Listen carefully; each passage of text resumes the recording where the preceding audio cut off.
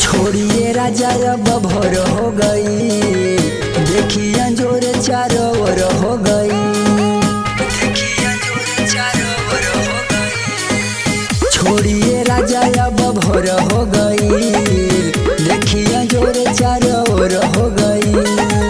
सारी रात रहना दिया जरल नइखे,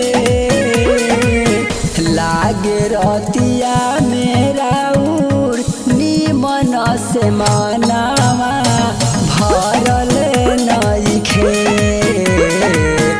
लागे रतिया मेरा निमन से मनावा भरल नइखे।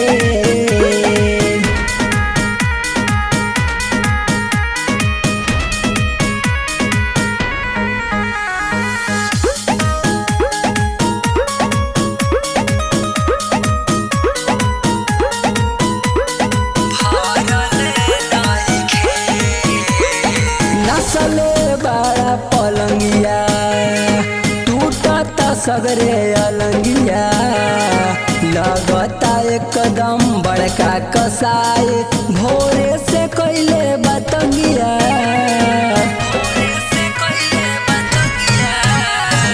नसले बड़ा पलंगिया टूटता सगरे अलंगिया, लगता एकदम बड़का कसाई भोरे से कैले बतंगिया।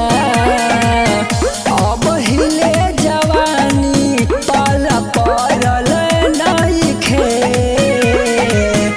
लागे रतिया मेरा निमन से मनावा भरल नइखे।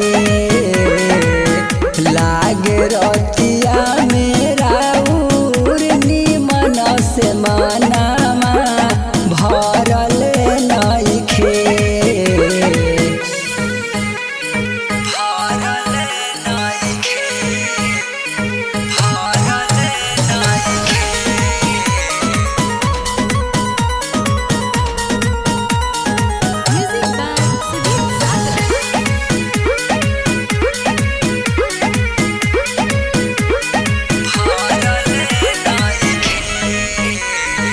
हो गईले भोर भिनु सहरी,